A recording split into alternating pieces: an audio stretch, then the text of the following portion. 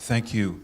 I feel like I've already said too much these few days.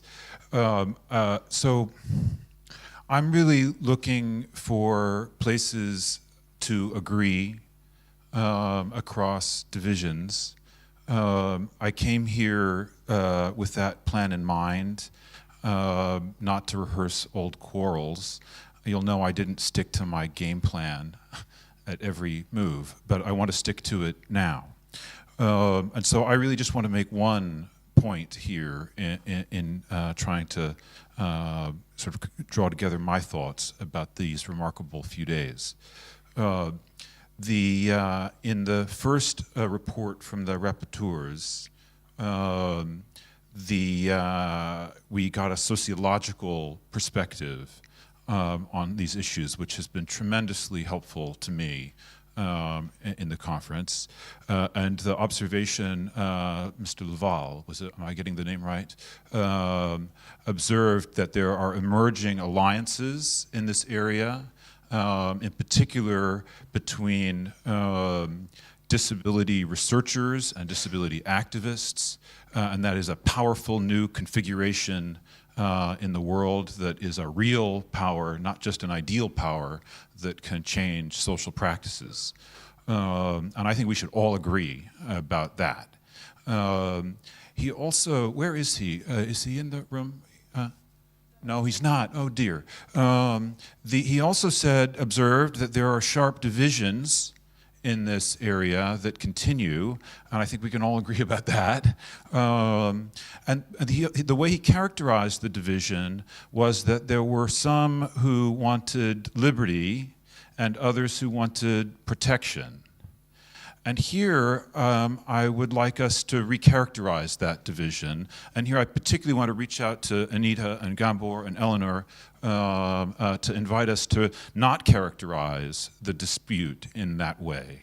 So I've been walking each morning from my hotel 3 kilometers away in the morning light of Paris to our meetings, and I've lost track of how many times I've passed buildings that say République de France,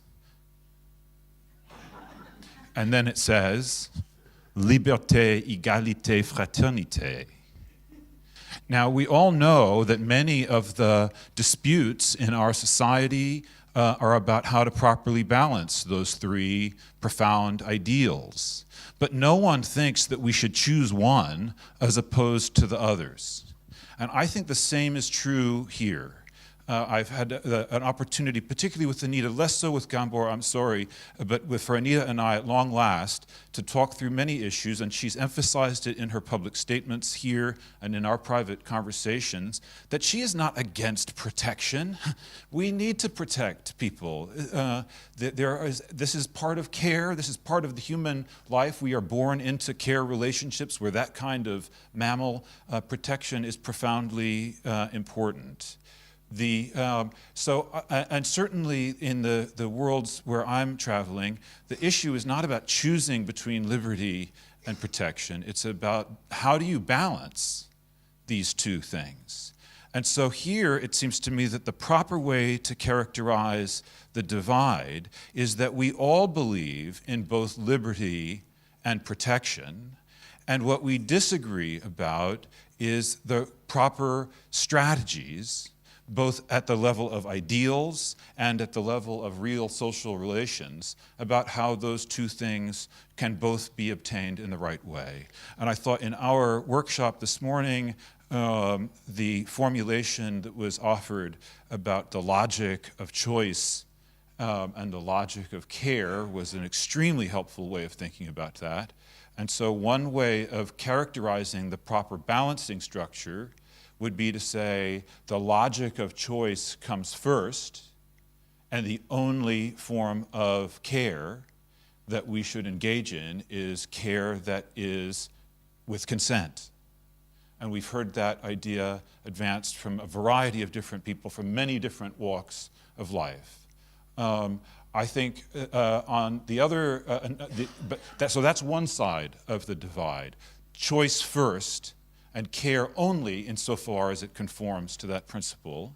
And then the other side what I was trying to characterize earlier today as a more Hegelian dialectical relationship between these two, is looking for ways to find a kind of proportional balance between these two things, which might allow for some instances, perhaps very extreme instances, where care that is not with consent is authorized.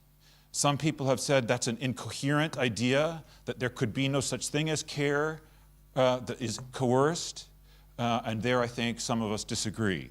So that's a way I would offer to recharacterize the divide that exists here, both at the level of ideals and at the level of concrete practice. It is not a choice between liberty and protection. We have lost if we leave here saying that that's the way. And I'm sorry that Mr. Laval is no longer here, because one of the things that frustrates me is that if we come away from these discussions and continue to say the same nice-sounding formulas again, when we know they're really not quite right. And I would like us all to agree that that's not the right way to formulate the divide. We need to think about it rather as different strategies for trying to achieve both of these profoundly important and sometimes conflicting ideals pertaining to the human situation. Thank you. Thank you very much. Thank you. Thank you, Wayne, also. I think what you've said is perfectly set up in some ways what I would like to contribute. I think you're right that I hope people don't take away from this conference that there are two deeply opposing positions. I think what I would like people to take away is the sense that what we have is deficient in so many ways in all of our countries, in all of the contexts that we come from. So rather than seeing the current system as a fine system that merely lacks proper implementation, we should really move away from this idea that it's just an implementation gap and see the moment we're in now as an opportunity for creative change. And I think in that opportunity for creative change, the people who have led that change and will continue to lead it are people with lived experience and the interpretive communities that have surrounded them, so the peers and friends and family members that they trust who have been relied upon to support them in articulating their vision of their lives. I've heard also at the conference a lot of skepticism about the UN Committee on the Rights of Persons with Disabilities, and a sense that perhaps they're too radical in what they have asked for. But I would also encourage us to consider for a moment, what if the committee had never released General Comment 1? Wouldn't we want to be moving in this direction anyway? Regardless of whether this happened to be included in an international human rights instrument, which I still think is important that it's there. But really, I think, isn't it more about encouraging us to take up the challenge rather than resisting the change? That would be what I hope people will take away. So from my perspective, I think then there's always a better way. That is what I've learned about this work since I've started thinking about legal capacity. And when people start to question the reasons why they deny legal capacity, I think we can often see that there is a different solution that doesn't involve coercion in almost all of these cases. But at the same time, I think we need to acknowledge that in life, we are always subject to various forms of social norms, and potentially oppressive ones. We are subject to persuasion and influence by our friends, by our family, and we accept a high degree of that in our lives. So I think that we need to be conscious of that, while at the same time acknowledging that what we have done to people with disabilities is something different. We have done a different kind of intrusion into their autonomy in a way that we would not accept for people without disabilities. So I've been thinking a lot about the legal fictions idea, since it's been discussed a lot at this conference. And I thought that I would just share some reflections on that. I think that many people have said that the universal legal capacity is a fiction, but an important fiction. And I would also ask us to reflect on whether ideas about competence and best interests are in fact also fictions. I like Susan Steffen's idea that a judgment of incompetence is a judgment by those in power that the conversation has broken down, that it's a failure of communication that leads to findings of incompetence. And in that sense, I wonder, we need to ask ourselves some really honest questions. We need to ask ourselves, Why do we never test the competence of those who agree to a particular course of action that everyone else is suggesting, for example, to a course of medical treatment? If we're really truly interested in assessing competence as a protection for autonomy, then why don't we question the competence of those who agree?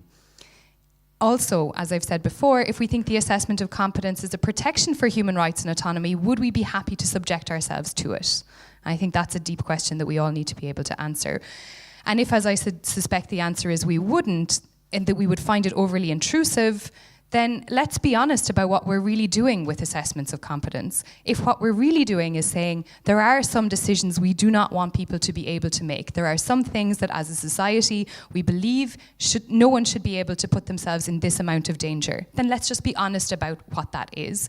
But also let's be careful that we don't do that in such a way as to continue to discriminate against people with disabilities and fail to allow them the opportunity to take risks. Because I truly believe when it comes down to it, we're not really willing to let people who prove their competence take certain decisions that we regard as highly dangerous. We might think that we are willing to do that, but I think we're probably not. So I'd like to end with a quotation from Sophia Wong, who talks about moral personhood and the way in which we ascribe personhood to human beings.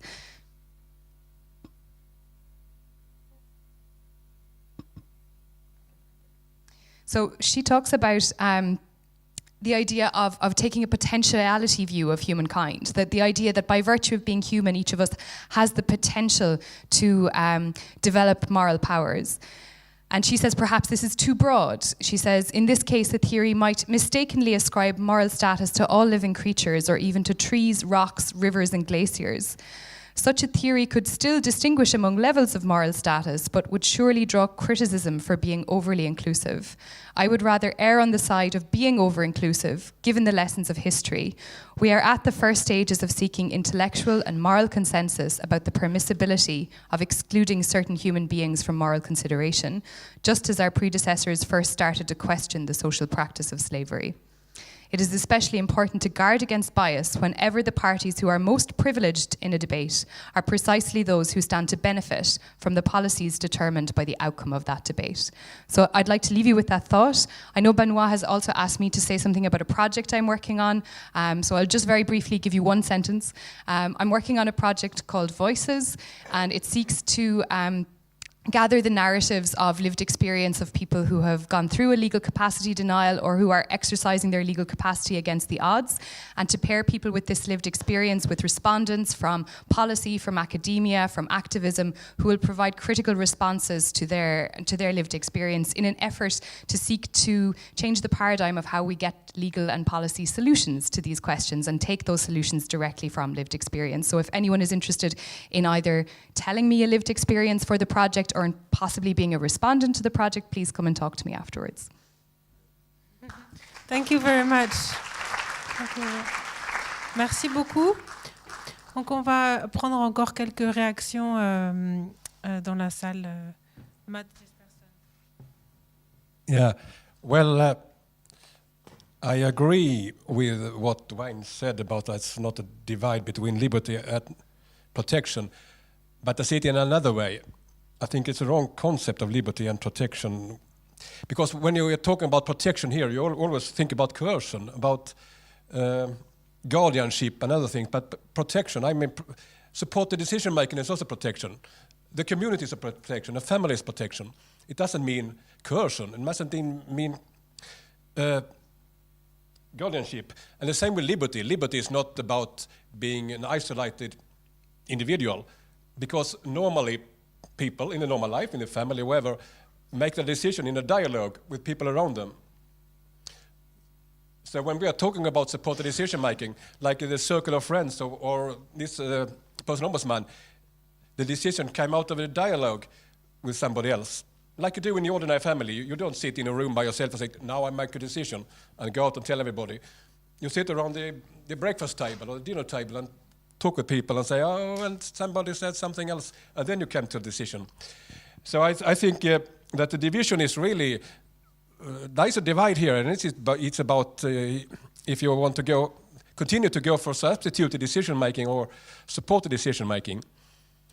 And I think it was, I don't understand Paul Applebaum when he says that you don't know what supported decision-making is, because I think this is very clear.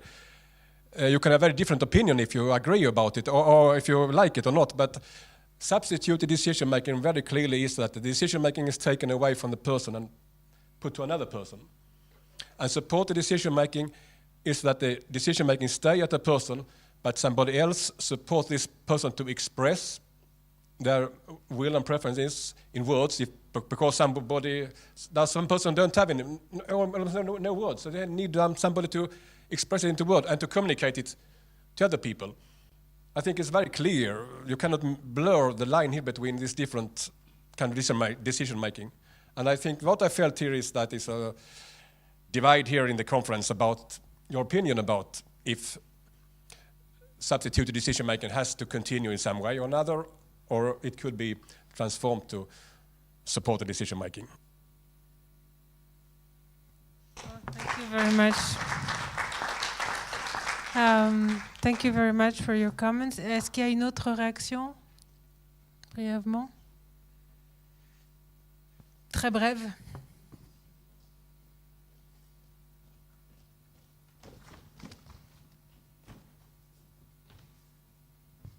Oui, merci pour vos interventions. Oui, alors la question de la capacité n'a pas été évoquée à propos du psychiatre, enfin, et des médecins en général, parce que nous sommes plusieurs médecins à nous poser la question de la façon dont on recrute les médecins sur un examen qui exige essentiellement de la mémoire et qui, en fait, ont un effet pervers en sens